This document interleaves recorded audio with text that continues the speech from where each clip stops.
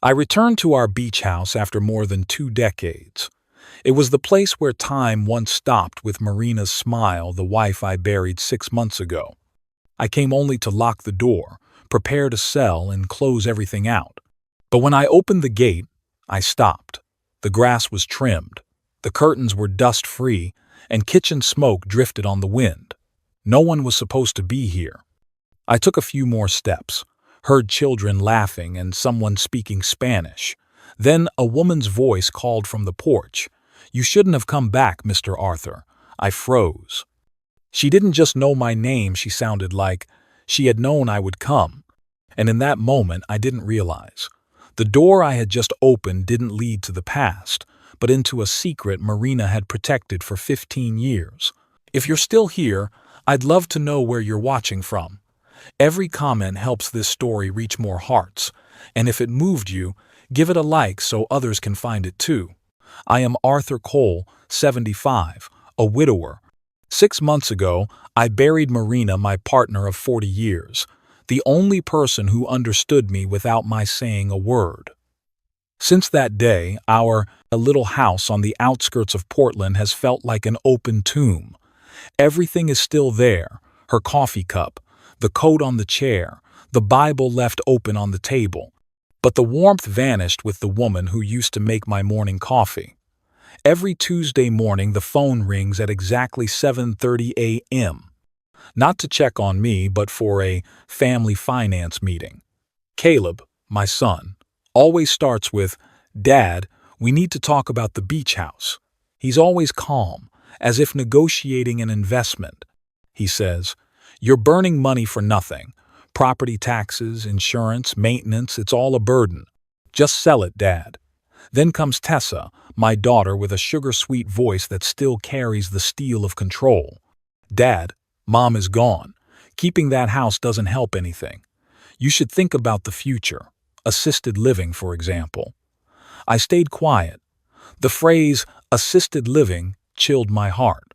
They spoke as if I were ready for someone else to decide the rest of my life. I know that, in my children's eyes, I'm just an old man living on a pension and Social Security. But they don't understand the house isn't just real estate. It's where Marina and I once dreamed of growing old, where she said she wanted to listen to the waves until her last breath. Marina still went there regularly, 4 times a year. She called it her season of contemplation. I always found excuses not to go. A golf club event, a bad knee, a meaningless doctor's appointment. She never got angry, only smiled softly and said, "You stay home, Arthur. I just need a little space." I never thought those words held anything more. When Marina died, that house became a burden in my children's eyes but an obsession in mine. After weeks of pressure calls, I said, "All right, I'll sell." Caleb's relief was instant. "Great, Dad. I'll contact a realtor right away." But I added, "Before that, I want to go one last time collect your mother's things with my own hands." A few seconds of silence. "You shouldn't drive that far," Tessa objected. "Your reflexes aren't fast anymore." "What if something happens? I was driving before you could even walk." I cut in, my voice low and tired. So I prepared for the trip. I told no one. In the trunk, I placed an old wooden box of Marina's letters and a thick sealed envelope in her familiar handwriting. "Open only when you're standing on the beach house porch." 3 hours after leaving Portland, I turned onto the narrow road to Seabrook Haven, a small community on the Oregon coast. The sea breeze carried the scent of salt and pine, stabbing my chest with longing. The wooden private road sign I once helped install had faded. I stopped in front of the gate. The iron gate was rusty, paint peeling, but inside, the lawn was neatly cut, the porch steps freshly painted, and lavender bloomed. That couldn't be. No one knew I was coming. Marina was gone. My children didn't have keys. I stepped up, hand trembling as I opened the gate. The hinges screeched like the cry of memory. I heard children laughing behind the house, then someone speaking Spanish. I caught a few words: Mateo, cuidado, el agua. They were telling someone to be careful near the water. I took a few more steps and heard footsteps coming closer. A teenage boy, about 16, came from the backyard, hair wet, a fishing net in his hand. He looked at me, confused, then blurted, "Mr. Arthur?" I froze. He knew my name. Before I could ask, a woman appeared on the porch, small build, brown hair streaked with gray, wearing a light blue apron. Her voice was warm and clear. "You shouldn't have come back, Mr. Arthur." I stood there, stunned. A gust of wind set the wind chime ringing, the very one Marina had hung by the door. Each chime struck my chest. I started to pull out my phone to call the police, but when sunlight poured through the open window into the living room, I saw Marina's photo on the shelf, beside fresh flowers and a candle still burning. I lowered the phone. The woman looked at me, eyes brimming. "Please come in, Mr. Arthur," she said softly, her voice touched with Spanish. "If you brought the letter, please read it. Mrs. Marina told me to wait for this day." Clutching the old key ring, I stepped over the threshold with a stone-heavy heart. A faint lavender scent hung in the air. I felt as if I had stepped into another world where my wife was still alive, just no longer with me. The Tuesday calls began only a few weeks after Marina's funeral. I didn't need to check the screen to know it was Caleb. My son speaks in an even, measured tone, like he's presenting to clients at a real estate office. "Dad, I've done the math," he started. "The beach house taxes are about $5,000 a year, not counting insurance and utilities. Add it all up and you're spending nearly $15,000 a year on a place you never visit." I held the phone and stared at the steaming coffee in front of me. "It's your mother's house, Caleb." He sighed, the sigh of a young man who thinks he's more practical than the old. "Dad, Mom is gone. Keeping an empty house doesn't help." A few days later, Tessa called. Her voice is always sweet, but there's iron underneath. "Dad, you should think about the future. Maybe it's time to consider assisted living. I can help you find a really good place." I didn't answer right away. I just listened to the wall clock tick and felt my chest go cold. Assisted living, the phrase felt like a gentle verdict that I was no longer capable of living my own life. They didn't just talk about the house. Lately, they mentioned my being forgetful. Caleb said I asked the same question twice in one evening. Tessa said a neighbor told her I forgot to lock the garage. Then they brought up my blood pressure pills, saying I took them at the wrong time. I gave a weak laugh. Maybe it was true. Sometimes I did forget. But no one understands how emptiness can blur your memory. One morning, I couldn't take it anymore. As Caleb started on financial power of attorney, I snapped, my voice hoarse. "I'm not senile, and I'm not dead." The line went quiet. Then, tired, he just said, "I'm only trying to help, Dad." After that, I stopped arguing. Losing Marina felt like losing the strength to resist. Every morning, I still make coffee in the mug printed with our last Christmas wedding photo. It's a red-rimmed ceramic cup, me on one side, Marina on the other, smiling in a wine-colored knit hat. As the steam rises, her face blurs and fades into the vapor. I often set my hand on it, as if I could keep a little warmth that's left this world.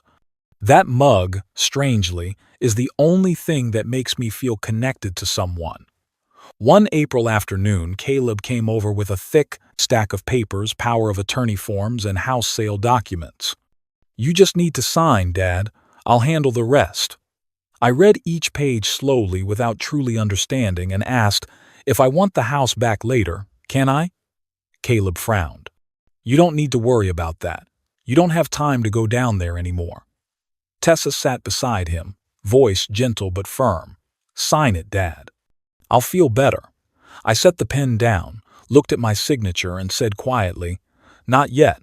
I want to gather some of your mother's things. I'll hire a driver to take you," Caleb said immediately. "No need," Tessa cut in. "It's not safe for you to drive that far. If you don't tell us your schedule, I'll come over to make sure you don't do anything reckless." I smiled a smile that made them fall silent. They didn't understand that I needed to go alone. Marina always said I lived too cautiously, that I was afraid of change. Since she died, everything in me has changed. The night before the trip, I packed quietly. I hid a spare key in an old pair of wool socks, checked the gas, and put Marina's sealed letter in the trunk. I had never opened it, I was afraid. But every time I saw her line, "Open only when you're standing on the beach house porch," it felt like someone was calling my name. The apartment was so quiet I could hear the clock tick blending with my heartbeat. I stood in the kitchen, looking at our wedding photo on the wall. Marina was smiling, her eyes gentle, as if she were trying to say the things she didn't get to say before she left. I felt clearly that she still had something unsaid, something wrapped inside that letter, or within the beach house itself, something that made her return there 4 times a year without ever explaining why. The wind rustled the curtain. I decided to leave at dawn without telling Caleb or Tessa, not to prove I'm still sound of mind, but because I needed to hear the waves again and maybe to hear the last words Marina didn't get to say.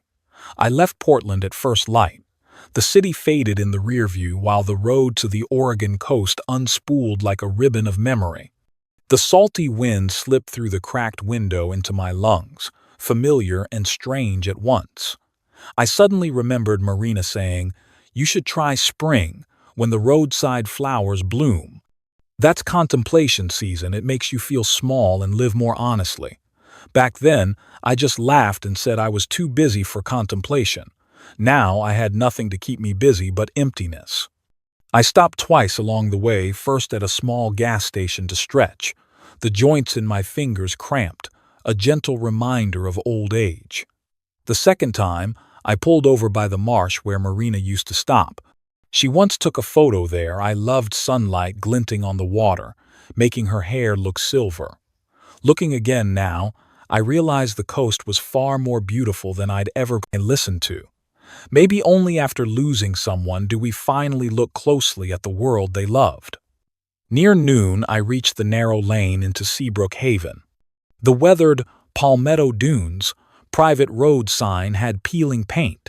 The carved letters still held the marks from my and Marina's hands. We once laughed that the sign was our ticket back into the past. Now it truly was, except I was going alone. Turning down the little drive, I saw the house, half hidden in pine shade and half sunlit. The porch gate was rusty, paint flaking, but what stunned me was inside.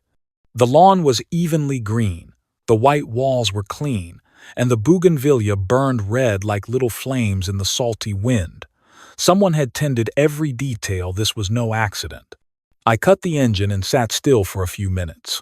The distant waves thumped the shore, slow and steady like my heartbeat settling. Then another sound rose, voices and splashing water. I opened the door. Harsh, sunlight-lit salt. Specks floating in the air. From the backyard came Spanish, warm, lilting. A young boy laughed, "Mira, Lucia, lo tengo." Then a younger girl's voice answered, softer, "Mateo, don't get the towel wet." Their voices were unfamiliar yet oddly close. I didn't know who they were, but clearly they were living here in my house, in Marina's house. I took a few more steps, feet heavy on the stone path. And then I saw it, the freshly painted wooden rocking chair on the porch, exactly the style I built for Marina over 30 years ago. The arms curved just so, joints flush, the grain polished by loving hands. I don't believe in coincidences, not with the exact proportions, curve, and chisel marks. My chest tightened. On the chair lay an ivory shawl neatly spread, the thin wool wrap Marina wore when she sat outside to watch the moon. I recognized the tiny fray on the right edge where it once snagged on the door hook. It couldn't be a copy, it was hers. A breeze set, the wind chime under the eave ringing. That sound, I knew it from the first note. It was the one we bought at the Santa Barbara craft market, etched with a small seashell and a brass seabird. Marina once said, "Whenever you hear it, remember I'm still listening." I thought it was just a line. Now, in the noon air, the sound tightened my throat. I pulled the sealed letter from my pocket. The wax was intact. The slanted line read, "Open only when you're standing on the beach house porch." My hand shook, but I didn't open it. Not because I feared what was inside, but because I felt I wasn't ready, as if someone in this house needed to speak first. A door opened, cutting through my thoughts. A woman stepped onto the porch. Sun-browned skin, brown hair pinned back, a simple light blue apron. Sunlight caught her eyes deep and sad like late afternoon sea wind. "You shouldn't have come back, Mr. Arthur," she said, gentle but firm. I froze, gripping the letter. She knew my name. Then she walked down the steps, a fleeting smile mixing pity and gratitude. "I'm Ana Morales," she said slowly. "Mrs. Marina said, if you returned, I should welcome you inside." I stood there, not trusting my ears. But as light slanted through the window, I saw clearly on the wall inside Marina's smiling photo, set between fresh flowers. And then I understood Marina had arranged this meeting, long before I knew I would come back. Ana invited me into the living room, where sunlight slanted through the wooden frame and fell across the old armchair, where Marina and I used to read the morning paper. Everything looked familiar to the point of pain, only now, everything was tidier, tended by another woman's hands. On the coffee table, a thick envelope sealed with red wax lay perfectly centered, as if it had been waiting for me. "She told me to keep it until you came back on your own," Ana said softly. No one was allowed to open it, not even me. I sat down and opened the letter with trembling hands. The smell of old paper blended with a faint lavender Marina's closet scent. Her handwriting was still gentle and neat. The letter began with a line that tightened my chest. "If you're on the porch, it means you're ready to hear the truth." I drew a long breath and read on. "Arthur, I'm sorry you have to find out this way. This house isn't just a getaway, it's where I learned to breathe again after I learned I was sick. 3 years ago, I was diagnosed with cancer. Dr. Alvarez said I would need long-term treatment. I didn't want you to worry, and I didn't want you to watch me grow weaker day by day." My chest clenched. Those trips when Marina said she was going to the coast to clear her mind turned out they were rounds of chemotherapy. "I met the Morales family after Hurricane Isabel," she wrote. "They lost their home and their jobs. Diego, Ana's husband, was injured, and the 2 kids were hungry. I brought them here for a while, thinking it would be a few weeks, but they became part of this house. They tended the garden, fixed the fence, and most importantly, they cared for me. When my hair fell out from chemo, Ana wrapped my scarf for me every morning. I set the letter down and covered my face with both hands. I remembered the evenings Marina called home, sounding cheerful. "I'm okay, don't worry." I believed her.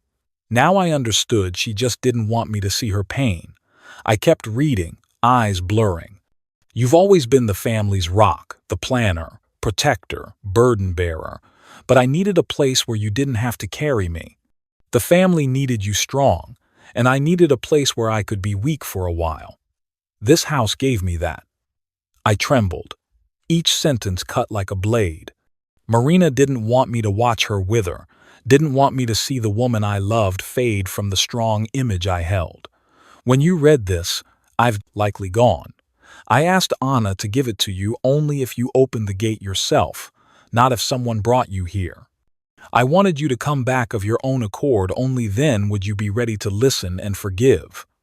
I folded the letter and pressed it to my chest, feeling as if Marina were still whispering in my ear. Ana sat quietly across from me, fingers wrapped around a wooden rosary. "She didn't want you to know too soon," she said softly. "Every 3 months, she came back. 3 days to rest, then the hospital in Jacksonville for treatment. After that, she returned, helped me with the house, and taught Lucia guitar." I looked around. On the shelf near the window sat an old guitar, strings a bit slack.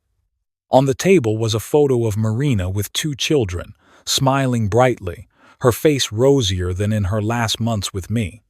She taught the girl to sing in English, to make clam chowder, and she talked about you, Anna said, voice trembling. She always spoke of you, the husband who made the rocking chair she loved most. I nodded lightly as hot tears fell onto the letter in my hands. I didn't know if I was crying from love or regret. Maybe both. Anna was quiet for a moment, then added, as if afraid I might break, "After she passed, your 2 children came here." I looked up. "Caleb and Tessa?" She nodded. "They told us we had to leave. They said you would sell this place, that we had no right to be here. I begged them for time, but they wouldn't listen. They threatened to call the police if we didn't leave within the week." I clenched my hands until the knuckles went white. My blood boiled with anger and with shame. My children, the ones I raised to be decent, were the first to insult Marina's kindness. I sat still, not sure whether to be sad or ashamed. Sometimes I wonder, are we teaching our children to calculate too soon and forgetting to teach them compassion? What do you think? At my age, I only hope there are still people who believe kindness deserves protection. If you feel the same, leave a few words below. Maybe we can relearn how to love the way Marina did. Anna lowered her head. I don't blame them. Maybe they didn't understand. But I thought, if Mrs. Marina chose to help us, she must have had her reasons. So I waited for you. I wanted you to know everything from the very place where she lived. I stood quietly, looking at my wife's photo on the wall, light from the window washing over her smile. In that smile there was something like forgiveness and a plea for me not to be angry. I took a deep breath, folded the letter carefully, and said hoarsely, "She always knew how to make me look at myself," I whispered. "And this time, maybe I have to listen to everything before I judge anyone." Anna nodded gently, eyes shining with tears. "That's what she hoped, Mr. Arthur, that one day you wouldn't just read the letter, you would understand why she chose this place to love and to leave." Anna led me down the narrow hallway toward the back of the house.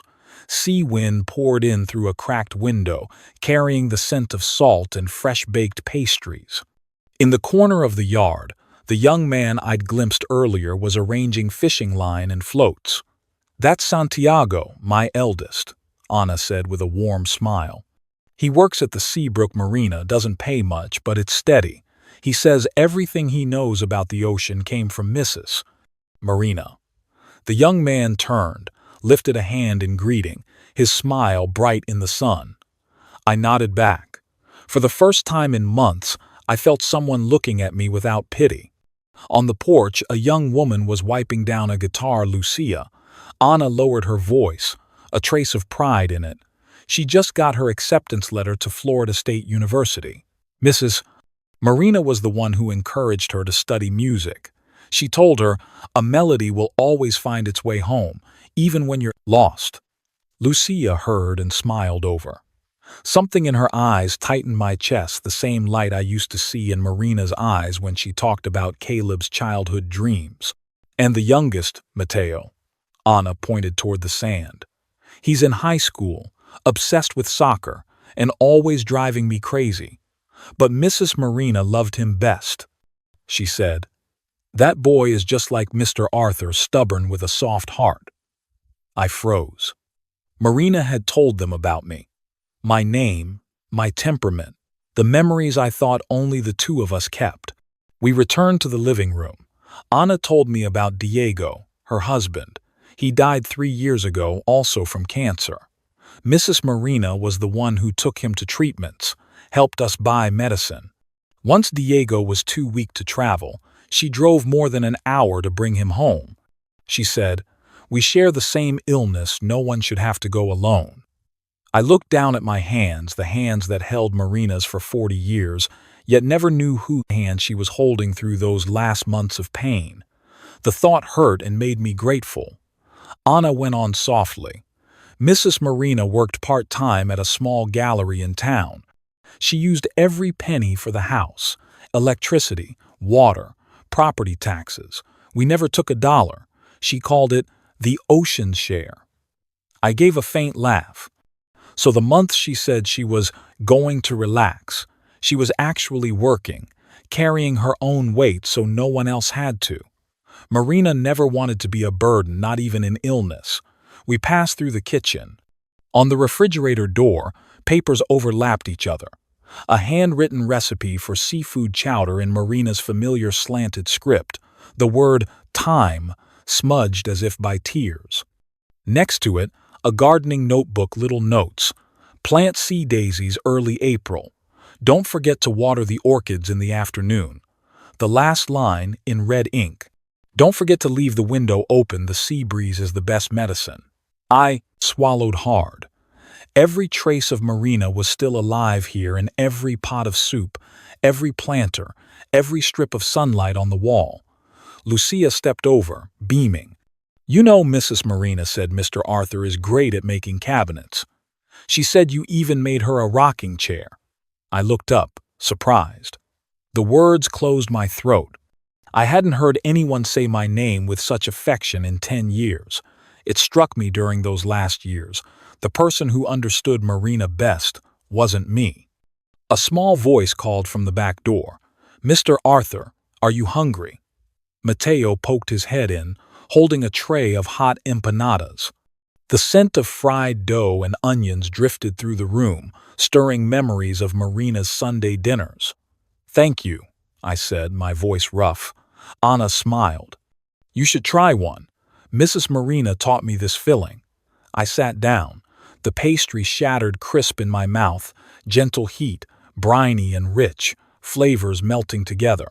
A strange feeling spread through me, peace I'd forgotten for years. The meal was simple, but around the table were Anna's laughter, Lucia talking about school, Matteo recounting getting detention for being late. Now and then Santiago chimed in with a joke that made everyone laugh.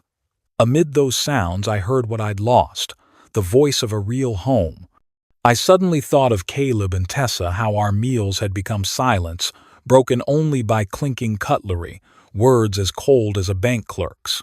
Here, among strangers, I felt closer to home than ever. Suddenly the phone on the table buzzed nonstop. The screen lit up. "Caleb." Messages stacked. "Where are you? I know you went to Seabrook. What are you planning to do? Don't let them take advantage of you, okay?" I stared at the string of texts, the screen's glow reflecting on Marina's photo on the wall. I sighed, set the phone down, and didn't answer. For the first time in months, I felt I was sitting in the right place amid laughter, warmth, and the people Marina called family. After the meal, Anna stood and walked toward the last room down the hall, the room where Marina liked to write when it rained. I heard the hinge creak.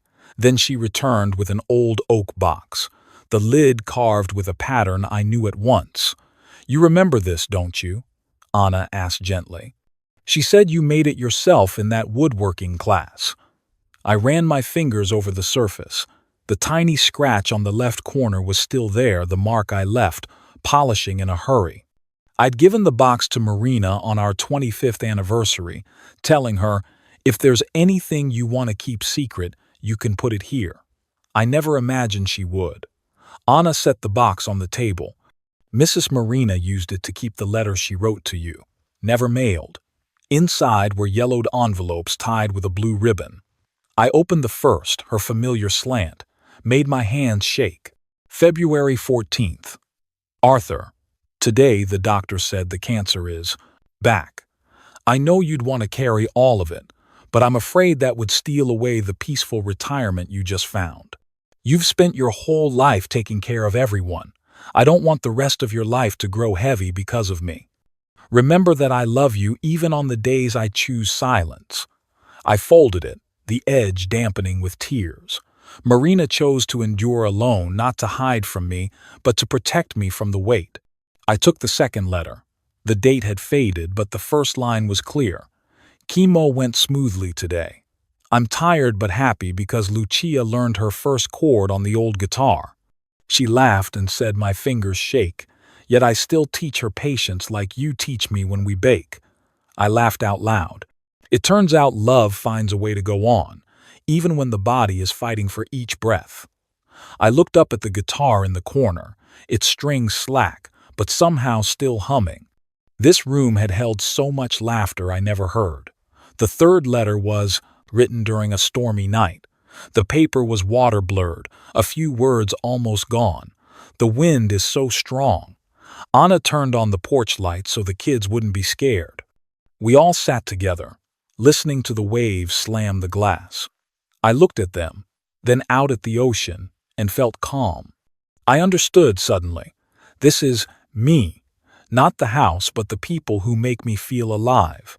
If you were here, you'd sit quietly and listen to the wind with me. I read the last line again and again. If you were here. It stabbed my heart. Marina didn't blame or resent, she simply wished I'd been present. The fourth letter was shorter and heaviest. Caleb hired someone to audit the bank statements. He's starting to get suspicious because the costs have gone up. I know sooner or later you'll ask, but please don't. If you know, you'll hurt. And I don't want your last memory of me to be the feeling of betrayal. I had to stop. Tears burned hot. I thought I knew everything about my wife. Turns out I'd only seen the surface. Marina hid her illness, her fear, and the fact that our son had started viewing her as wasteful. I opened the final envelope, written in pale ink, the letters shaky surely near the end. If you're reading this, it means I'm gone. Don't be sad about what I kept from you. I only chose a different way to keep you whole.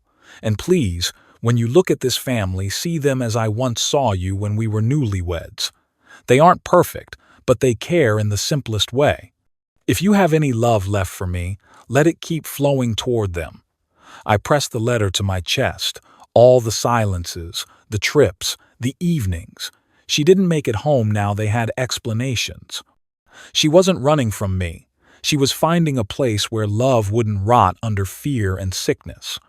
While I was still sitting there, the phone on the table rattled again. Tessa calling. I looked at the screen, its cold light on the wood. Messages poured in. What are you doing there? I know they're still in the house. Don't let them trick you. I'm driving down now. I'll handle this. I stared at that last line, tired and heartsore. Not a single word asking how I was only orders. I turned the phone off for the first time in months. The soft click felt like cutting the invisible cord tying me to children who no longer knew how to listen. Outside, the sun had turned golden. Lucia tapped the doorframe, cheerful. Mr. Arthur, dinner with us tonight? Mom's making Mrs. Marina's favorite. She said this table always has a place for you. I looked up. From the window, the sea breeze blew in and lifted a letter on the table, brushing my hand like a gentle stroke.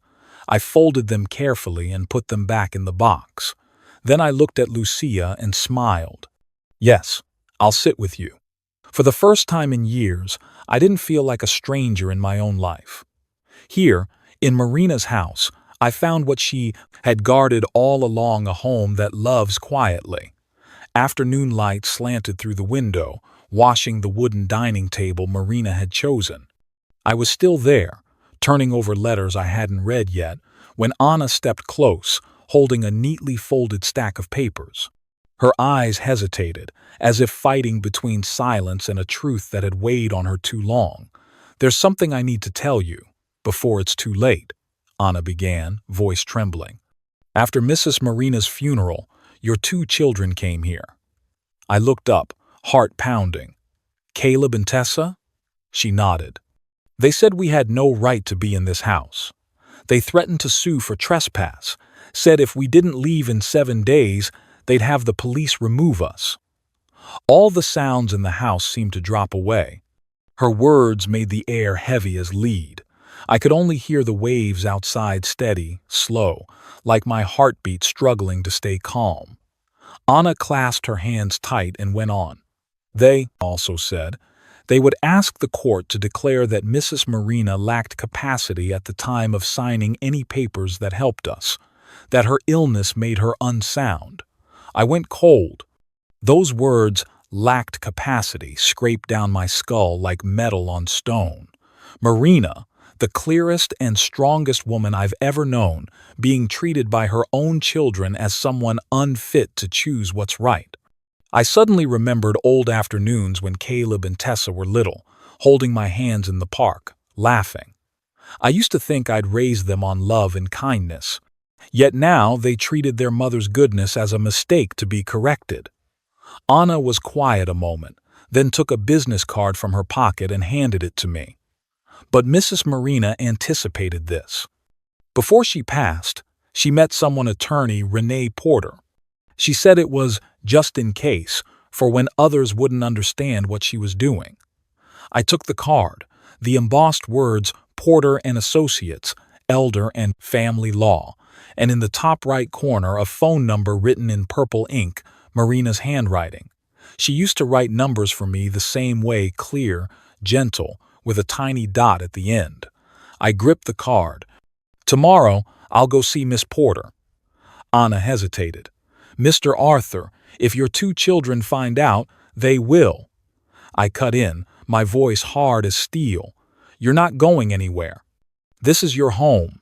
Marina trusted you, and so do I." Anna's eyes filled, and she only nodded. That evening, we ate together. For the first time in months, I sat at a table without feeling hollow. Matteo told how his soccer team got its first win of the season. Lucia glowed about scholarships and the school recital. Santiago laughed and said he'd help me inspect the old porch roof if I planned to stay longer. I listened quietly, as if sitting in a dream Marina had always wanted me to see. Here, people shared, listened, and called each other by name with warmth. I realized, for years, dinners with Caleb and Tessa had become cold family meetings, every sentence carrying a price tag. Night fell. The waves reached up to the porch. I slept in Marina's room, the faint scent of lavender in the air. On the vanity stood the perfume she used, ocean mist. I lay down, stared at the ceiling, and listened to the surf like her palm resting on my forehead, gentle, steadying. At first light, I rose to make coffee. Then I noticed a small envelope lying neatly on the wooden table beneath our wedding photo. The familiar slanted hand. "Open only if you decide to protect this." I didn't open it. I slipped it into my coat pocket, the thin paper beating to my pulse. At 7:30 a.m., I drove toward the town center. The coastal road was wet with dew, young sunlight scattering on the water like 1,000 tiny mirrors. I didn't know what I would say to Miss Porter, only that I had to go for Marina, for what she left, and for my own dignity. As I reached the book turn into the office district, my phone vibrated. The screen flashed Caleb. Before I could switch it off, messages poured in. "What are you doing there? I know you met them. Don't sign anything. We're on our way." I stared at the screen for a few seconds, then set the phone on the seat beside me. Outside, the waves struck the shore in long pulses like Marina's heartbeat urging me forward. And I knew this time I wouldn't back down. Attorney Renee Porter's office sat in a white, historic house in downtown Seabrook. The oak door swung open, a small bell chiming softly. The smell of coffee mingled with old paper, solemn and homelike. The woman who greeted me looked somewhere past 60, silver hair catching the morning light, calm posture, eyes that had seen hundreds of stories like mine. She smiled. "You must be Arthur Cole. Marina was right, you look like a man who thinks of others before himself." I nodded slightly, my heart pinching at my wife's name. Renee continued, gentle but clear. "She was one of the most remarkable clients I've known. Precise with documents, warm with every word. We didn't just work, we became friends." She led me into a small conference room. On the table lay a thick file, the cover stamped Marina Cole Living Trust. Renee opened it and slid it toward me. "Mrs. Marina set up a separate trust for this beach house. It includes a 10-year maintenance fund to cover taxes, insurance, and upkeep. She didn't want the financial burden on anyone, not even you." I turned a few pages. Everything was clear and orderly. All of it bore Marina's mark: thorough, careful, leaving no gaps for trouble. Renee went on, steady. There are 3 lawful paths you can choose. She turned each page as if she knew it by heart. Option 1, sell the house, but under the trust you must give 6 months' notice and pay $50,000 to the Morales family as relocation assistance. It's the financially safe choice. But Mrs. Marina called it the cold road. I said nothing. She moved to the next page. Option 2, keep the house, but sign a long-term lease with Ana Morales and her family. You remain the legal owner. They become legal tenants with clear duties and rights. Marina called this the road that keeps memories but doesn't fully give. Renee met my eyes, pausing a beat before continuing. Option 3, transfer the house outright to Ana Morales, consistent with Mrs. Marina's non-binding wishes. You would use the trust fund to purchase a small place nearby if you wish to stay in Seabrook. Marina called this the road of complete love. I exhaled, my gaze fixed on the 3rd sheet. Renee spoke slowly. In the file, she wrote plainly, I hope Arthur chooses the 3rd option, but I will honor any choice that comes from his love and honesty. The room fell silent. Only the far-off surf breathed through the cracked window. I felt as if Marina were somewhere in that room, looking at me with the same gentle eyes I knew by heart. Renee added softly, and one important thing, Mr. Arthur. Caleb and Tessa can't unilaterally sell or force anything. The trust has locked that clause. No one but you has the authority to change the status of the house. Mrs. Marina planned so far ahead it surprised even me. I stayed quiet. My chest felt lighter, as if an old knot had finally come loose. Marina had protected not only them but also me from our own ambitious children. I opened my jacket pocket and pulled out the envelope I had brought from the night before. On it was the soft, familiar slant of her handwriting. Open only if you decide to protect this. I tore the envelope. Inside was just a small slip of paper, hastily written but clear.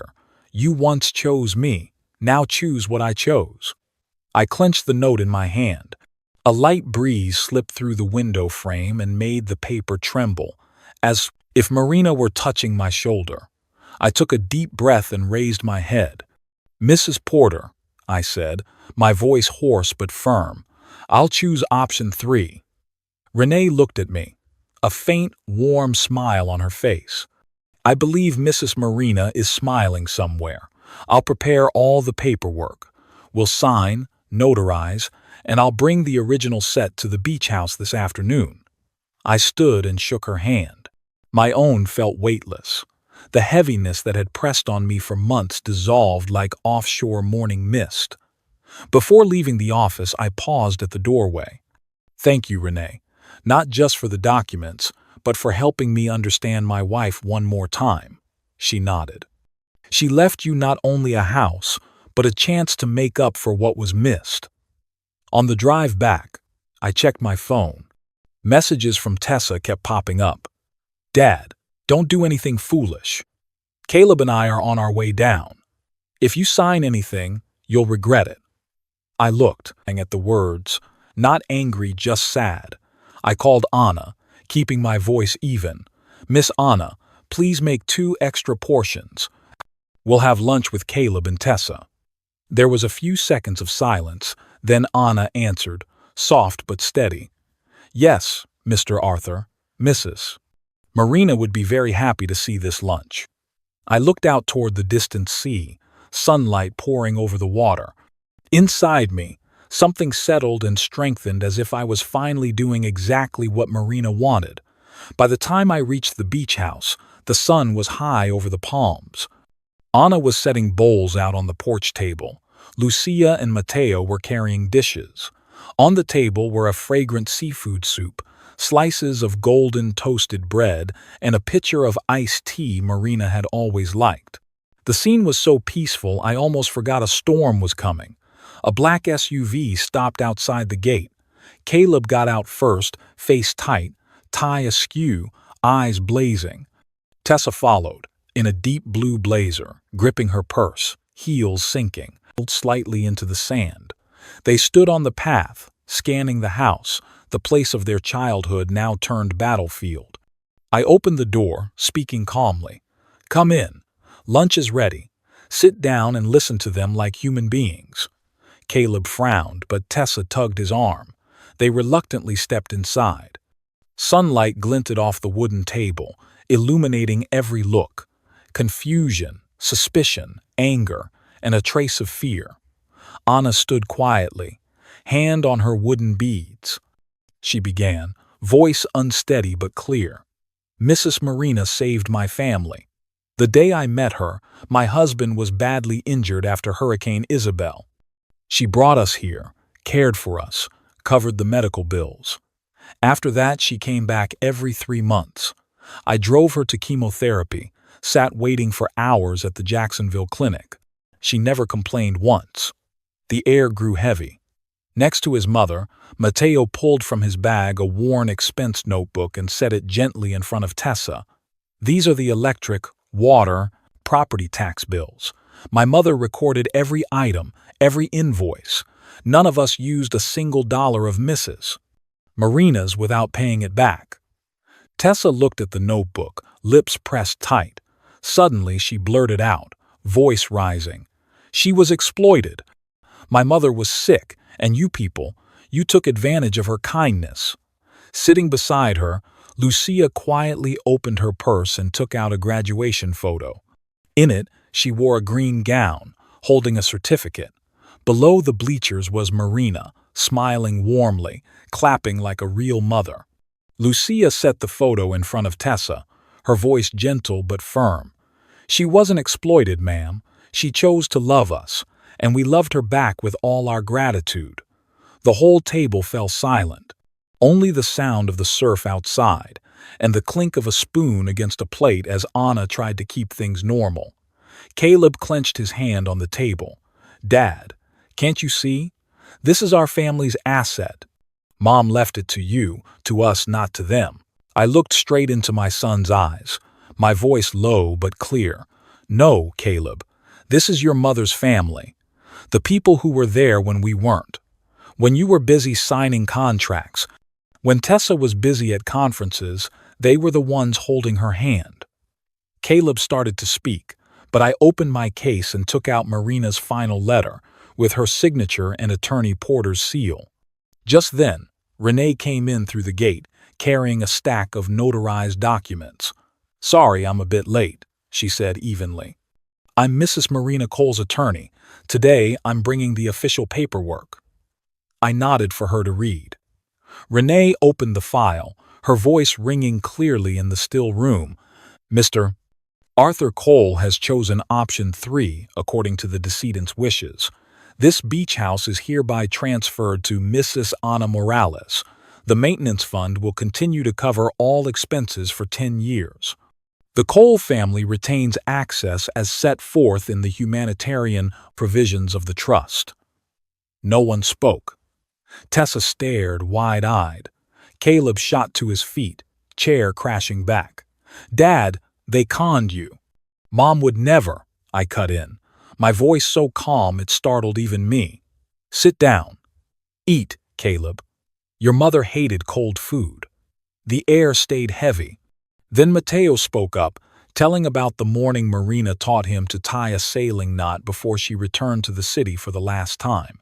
She said if you tie it right, it never slips, no matter how strong the waves, like trust between people. I saw Caleb lower his head. His shoulders trembled, from anger or emotion. I couldn't tell. Tessa sat silent, her eyes fixed on her mother's photo on the wall. We ate mostly in silence, but the hostility had faded. Only the sound of spoons touching porcelain and the scent of seafood soup drifting across the porch. At last, as the sun began to drop, I looked at my 2 children and spoke softly. "You can't change this decision, but you can choose how to understand it with anger or with love. Your mother chose what was best for her heart, not for a bank account." Caleb looked up, eyes red. Tessa bit her lip. No one said another word. In the glowing light across the porch, I felt Marina's presence in the sea breeze smiling, as if she'd finally gotten what she wanted, a family willing to listen, even if late. After the meal, I stood and stepped onto the porch. The last light of day spread gold over the water, small waves tapping like a pulse against the choices just made. Caleb and Tessa stayed quiet. Anna wiped the table. Lucia cleared the dishes, her face gentle, though her eyes still held the alertness of someone who's been hurt before. I looked around the house. Everything seemed to have found its own breath again. I walked over to Anna and took from my pocket an old key ring bound with a strip of brown leather. The head of the key was engraved with two letters, MC for Marina Cole. I held it for a moment, the cold, at my fingertips traveling up my wrist like a late goodbye. "I believe Marina wanted you to keep this," I said, handing Anna the keys. "She always said whoever tended this house with their heart deserved to call it home." Anna took them, eyes wet. "I'll honor it as I honor her, Mr. Arthur." Lucia stepped up to Tessa, voice light as a breeze. "Would you like to see Mrs. Marina's photo corner?" Tessa hesitated, then nodded. They went to a small hallway on the left, walls covered with frames Marina in the simplest moments, teaching Lucia guitar, watering orchids in a straw hat, laughing as Matteo doodled on the wood paneling. Tessa froze, staring at a photo of her mother holding a child on the beach, the light slanting across a gentle smile she had never seen. "Was my mother like this all the time?" Tessa asked softly, her voice uneven. Lucia nodded, whispering. "She never stopped smiling, even on her hardest days." Meanwhile, Caleb stood on the porch, eyes on the rocking chair I'd made for Marina 30 years ago. He touched the joint on the armrest, the exact spot I'd scraped my hand driving a nail. His gaze softened, no longer that of someone staking a claim, but of a son touching his mother's memory. Attorney Renee Porter left the table, signed the last page of the record, then pressed down the notary seal. The soft thunk echoed in my chest. "It's done," she said. "A copy will be stored in the firm's safe. Marina can rest easy now." I nodded, relief rising like a promise finally kept. As evening fell, I opened the car trunk and took out my old wooden toolbox, the one that had sat untouched since Marina passed. I hadn't had the courage to open it, afraid of the shavings and screws we once used together. But today, my hands didn't shake. I set it on the porch floor, opened the lid and lifted out the small hand plane, cool, familiar metal against my palm. "I'm going to fix this porch rail," I said to Anna. "Marina always said it was loose. She worried Lucia might slip if she leaned on it." Santiago, the eldest, stepped forward, eyes bright. "Can you teach me? I've always wanted to learn planing, but no one's shown me." I smiled and handed him the plane. "The key is to listen to the grain, not just look. Set the blade with the fibers. If you hear a soft hiss, you've got it." He tried, clumsy but focused. The scent of pine lifted into the late light, resinous and warm, a feeling I hadn't known in a long time useful. For the first time since the funeral, I felt not like a survivor, but someone living. Inside, Tessa came out, face gentler, eyes rimmed red. She stopped before Anna, hesitated, then said quietly, I'm sorry. For what I said and for how we showed up. I didn't understand how my mother lived her last years, but now I do." Anna smiled and clasped her hand. She never blamed anyone. She only hoped people would understand that kindness doesn't need an explanation. Caleb came over too, voice low but sincere. "Dad, can we inventory Mom's keepsakes? I just want to make sure what she left ends up where it should." I nodded. "We can, but only take what your mother intended to give. The rest stays here where she belongs." A sea breeze swept through, making the wind chime at the porch sing clear notes. I tilted my head to listen. The pitch matched the note Marina picked when she bought it. D, the note of yes. I smiled, almost whispering to the wind. I hear you, Marina. You agree, don't you?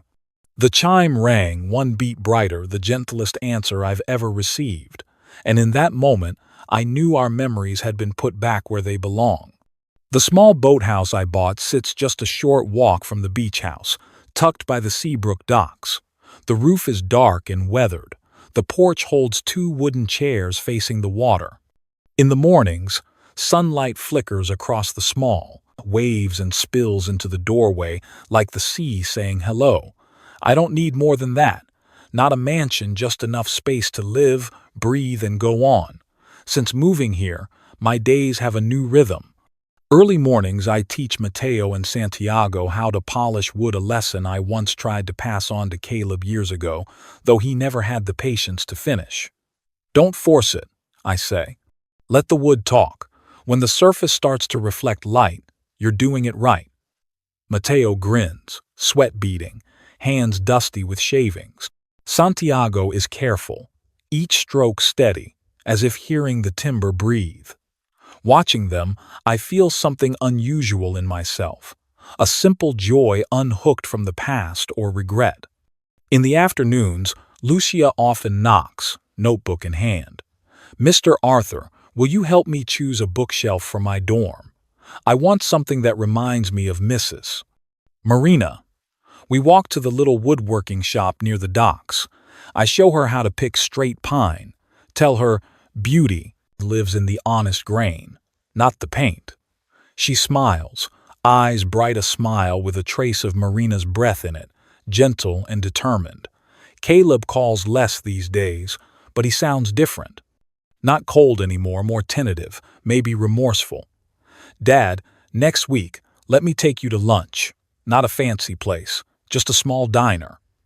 I want to hear more about Mom. I agreed. No apology needed. Listening is a start. One late afternoon, Tessa texted me a photo. Her daughter holds a hand-drawn card that says, "Thank you, Grandpa," with a little sun and a house with smoke curling from the chimney. I laughed out loud. After all these years, a new thread had returned, thin, but real. I still stop by the beach house often. Once, I sat in Marina's study, sorting the letters she left behind. I labeled each envelope by date, tucked them into the wooden box, and added a note, to read together on anniversaries. Not for tears, but for smiles. News of the title transfer spread fast around town. Some folks were surprised, a few were snide. He's overly generous. But most nodded. Sounds exactly like something Mrs. Marina would do. I just smiled. They didn't know Marina hadn't lost anything. She simply moved her kindness from my hands to someone else's, so it could keep living. From the remaining fund, I started a small group called Marina's Porch. The goal is simple: help families displaced by storms with a few months of temporary housing, just as Marina once did for the Morales family. Ana helps me coordinate with the local church. Santiago handles hauling. Lucia takes care of the updates, and Mateo sketches the logo. It's a porch roof with a wave underneath, and 3 words: home until home. Every time I see that sign, I hear Marina in my head. You can't stop a storm, but you can hold a wide enough porch for others to shelter. Now I understand her lesson never ended. It just turned from words into practice. Tonight I sat in the little porch by the bay and wrote a letter to Marina. Not to send, just to slip into the wooden box she used. My love, you left me not only memories, but a road to keep living. I'm not afraid of the ocean anymore. I've learned to give without feeling loss. And you know what? They're all right, Caleb, Tessa, Anna, her children, everyone. I folded the letter, set it in the box, and closed the lid. Outside, the waves beat steady, like my own heartbeat. That night, the 2 families, Cole and Morales, shared dinner on the porch. Caleb sat next to Santiago, asking about dock work. Tessa helped Lucia with the dishes. Anna told stories of an old storm season, and Mateo laughed at me for spilling tea. The cold space that once lay between us, filled with voices, laughter, and quiet peace. Above us, Marina's wind chime sang softly in the sea breeze. I looked up and smiled. In the end, I wasn't just forgiven, I was chosen again, not by the past, but by a family that knows how to love the right way. Dusk settled over Seabrook Haven, and the sea glittered like hammered gold. I sat on the rocking chair with its newly tightened armrest, listening to the wind chime, the familiar sound Marina used to call the ocean breathing. Each gentle gust carried salt, pine, and a trace of lavender from the little vial I still keep on the table. Anna brought out a white porcelain plate and set it on the empty spot beside me. "Marina's share," she said softly, a simple ritual that felt sacred. No one needed to explain. Everyone understood. Caleb and Tessa arrived late. No accusations, no suspicious looks. They simply smiled, nodded to Anna, and sat down. On the table was a pot of seafood soup made from the recipe taped to the fridge Marina's with a final note. "If you're tired, add a slice of lemon. It lightens the dish." I looked around and spoke slowly. "Your mother didn't leave a house. She left a way to call a place home." No one answered, but I saw Caleb's eyes glisten. Tessa bowed her head, spoon trembling lightly in her hand. Lucia read aloud the scholarship email from Florida State, voice bright with joy and emotion. Mateo showed a clip he filmed of me teaching the bookshelf build, joking that Mr. Arthur planed smoother than clouds. Santiago laughed and said he'd gotten more dock hours, thanks to your hands. Everyone praises the shine on the deck. I listened, watched the sunset flicker in their smiles. The people at this table, two families who once seemed impossible to unite, were sharing a meal. No one dragged out the past. They just talked about what was coming. I looked around and saw Marina in everything I touched. The silver spoon she bought in Charleston, the handkerchief Anna keeps so carefully, and the light falling through the window Marina had placed, so every afternoon would be full of sun. As the meal wound down, I pulled the leather journal from my pocket and wrote the last line for the day. Today, I'm no longer keeping Marina's secret, I'm living with it. I closed the book, feeling a small, empty space inside, but it wasn't cold anymore. It was filled with laughter, the scent of seafood soup, and a strange, steady peace. After dinner, I stood and walked to the gate. Its old hinges, oiled now, swung open smooth as if they'd never rusted. The metal's soft brush against the breeze sounded like a gentle farewell. I looked out at the shore and watched small waves roll in, small but steady, like Marina's kindness traveling on and on. I turned back toward the house, the porch light casting warm gold. Caleb rinsed dishes with Lucia, Tessa chatted with Anna, and Mateo chuckled with Santiago outside. The scene softened my heart. At last, every memory had returned to its place, and I, who thought I'd lost everything, had found a new home. I sat back down, looked up at the sky turning purple, and let the sea wind carry my breath. In the wind chime's music, I could almost hear Marina's quiet laugh, whispering, "See? In the end, little waves can make a great sea." Thank you for staying with my story to this very moment. Maybe you're listening from a busy city, a still coastline, or a peaceful corner of your own home, the place you call home. If this story made you think of someone or stirred a memory in your heart, please leave a comment and tell me where you're listening from. I truly want to know how far this story has traveled. And if you felt a bit of warmth, please hit like, subscribe, and tell me a little about the place you call home. Because of you, Marina's memory will keep living not just in the wind, but in hearts that still believe kindness can calm any wave. I'm grateful you spent this evening on the porch with us.